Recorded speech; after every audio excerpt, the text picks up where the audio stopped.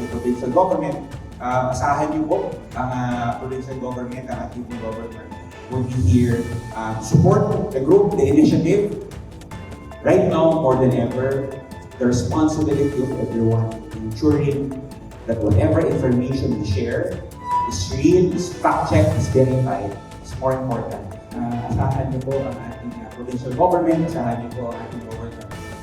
And of course, kasama po ang ating sangguniang panlalawigan. And if, for example, the group can propose policies and ordinances that will bolster our fight for, against fake news, please feel free, and hopefully this group would be a channel for us to be able to propose that.